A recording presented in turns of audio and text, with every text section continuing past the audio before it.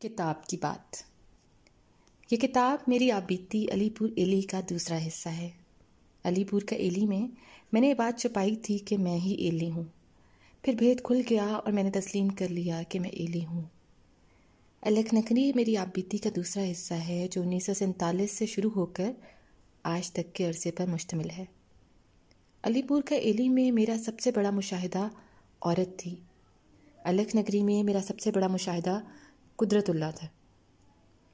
علی پور کا ایلی میں نے احتجاجاً لکھی تھی۔ اردو ادب میں جتنے بھی خود نوشتیں ہیں سب دھلی دھلائی، کلف لگی، استری شدہ تھیں۔ کوئی لکھنے والا اپنی کمیوں، کجیوں اور کجرویوں کی بات نہیں کرتا تھا۔ میں نے سچی باتیں لکھنے کا تہیہ کیا اور علی پور کا ایلی وجود میں آئی۔ جب میں نے الکھ نگری لکھنے کا ارادہ کیا تو میرے دوست اور ساتھی بگڑ گئے، کہنے لگے بے شک تم سچ کہنے کے زوم میں اپنے غلیظ پوتڑے چوک میں بیٹھ کر دھو، لیکن خبردار ہمارا ذکر نہ کرنا۔ اس پر میں نے فیصلہ کر لیا کہ الکھ نگری نہیں لکھوں گا۔ قدرت اللہ کی وفات کے بعد جب شہاب نامہ شائع ہوا اور میں نے آخری باب چھوٹا منہ بڑی بات پڑھا تو حیران رہ گیا کہ قدرت اللہ نے اپنی زندگی کی چوتھی سمت کا راز کیسے کھول دیا۔ راز کھولنا تو اس کی سرشت میں نہ تھا۔ اس پہ کچھ دانشوروں نے کہا کہ آخری باب قدرت اللہ نے نہیں لکھا بلکہ اس کے حواریوں نے لکھ کر شہاب نامے میں شامل کر دیا ہے۔ اگر قدرت اللہ شہاب نامہ میں آخری باب کا اضافہ نہ کرتا تو میں الکھ نگری لکھنے پر مجبور نہ ہوتا۔ میں قدرت اللہ سے اس لیے متاثر نہیں ہوا تھا کہ وہ بزرگ تھا یا اس لیے کہ اس کی زندگی میں چوتھی سمت کو دخل حاصل تھا، بلکہ اس لیے کہ وہ بڑا انسان تھا۔ اس کا مسلک محمد ہوڈ تھا۔ وہ قدم اٹھانے سے پہلے سوچا کرتا تھا کہ ایسے حالات میں حضور صلی اللہ علیہ وآلہ وسلم کا رد عمل کیا ہوتا۔ اس کے نزدیک افضل ترین عبادت آئیڈینٹیفیکیشن ود محمد تھی۔ اس کتاب کے پہلے 23 باب ایلی کی زندگی کا تسلسل ہے۔ اس کے بعد میری زندگی میں کچھ کایا پلٹ قسم کی تبدیلی واقع ہوئی اور پھر باقی زندگی قدرت اللہ شہاب کے گرد گھومتی رہی۔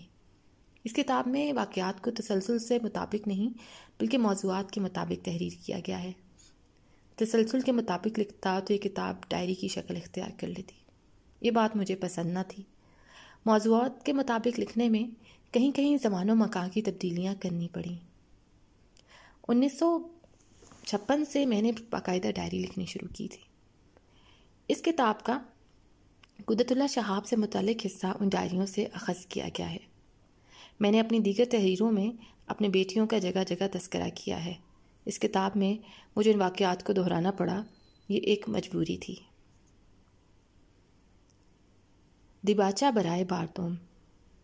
گزشتہ 3 سال کے دوران مجھے الکھ نگری کے متعلق اتنے خطوط موصول ہوئے کہ حیرت ہوتی ہے کہ اس بات کے گرا قیمت ہونے کے باوجود اتنے لوگوں نے الکھ نگری کا مطالعہ کیا ہے۔ مجھے حکم ہے کہ ہر خط کا جواب لکھو، لیکن خط و کتابت کی عیاشی میں پڑھنے سے گریز کرو۔ مجھے ہر ہفتے تقریباً 15-20 خط موصول ہوتے ہیں۔ بیشتر خطوں میں الکھ نگری کے حوالے سے سوال پوچھے جاتے ہیں۔ در حقیقت میں الکھ نگری سے مطمئن نہیں تھا۔ اس کی 2 وجوہات تھیں۔ ایک یہ کہ یہ کتاب میں نے ہسپتال میں مکمل کی تھی۔ مجھے یہ خدشہ لگ رہا تھا کہ شاید میں کتاب مکمل نہ کر سکوں، اسی وجہ سے میں نے اسے رشک کرنے پر مجبور تھا۔ دوسری وجہ ظاہر ہے کہ ایک اتنے بڑے انسان کا احاطہ کرنے کے لیے میرا قلم بہت چھوٹا تھا۔ قدرت اللہ کئی ایک سطحوں پہ جیتے تھے، میں صرف ایک سطح تک محدود تھا۔ سیانے کہتے ہیں کہ قرآن کریم کا ہر لفظ مفہوم کے حوالے سے گلاب کے پھول کے مانند ہے۔ ایک پنکھڑی اٹھاؤ تو نیچے ایک اور پنکھڑی ہوتی ہے، اسے اٹھاؤ تو نیچے ایک اور پنکھڑی ہوتی ہے، پنکھڑی اور پنکھڑی، مفہوم در مفہوم۔ یہی حال بزرگوں کا ہے، وہ بیک وقت کئی ایک سطحوں پر جیتے ہیں۔ قدرت اللہ شہاب مجھ سے اکثر کہا کرتے تھے، مفتی صاحب عقیدت کوئی اچھی چیز نہیں، اس میں شدت ہے، اور شدت کوئی اچھا وصف نہیں۔ آپ عقیدہ پالیے چونکہ عقیدے میں توازن ہے۔ جواب میں ان سے کہا کرتا تھا کہ شہاب صاحب میرے اندر تو عقیدت ہی عقیدت ہے، شدت ہی شدت۔ میں عقیدے اور توازن سے محروم ہوں۔ جو چیز میرے اندر ہی موجود نہیں وہ میں کیسے پال سکتا ہوں؟ شہاب صاحب عام بزرگوں کی طرح نہ تھے، وہ دانشور بزرگ تھے۔ وہ صحبت کو برداشت کرنا جانتے تھے، انہیں پتہ تھا کہ ٹیڑھی لکڑی کو زبردستی سیدھا کیا تو وہ ٹوٹ جائے گی۔ لگتا ہے وفات کے بعد وہ زیادہ فعال ہو گئے ہیں، زیادہ پراثر ہو گئے ہیں۔ انہوں نے میرے دل میں وہم پیدا کر دیا کہ جب تک میں عقیدے پر کتابچہ نہ لکھوں گا تجھے چھٹی نہیں ملے گی۔ چونکہ میں جاننا چاہتا ہوں اس لیے مجبوراً میں نے عقیدے کا مطالعہ شروع کر دیا۔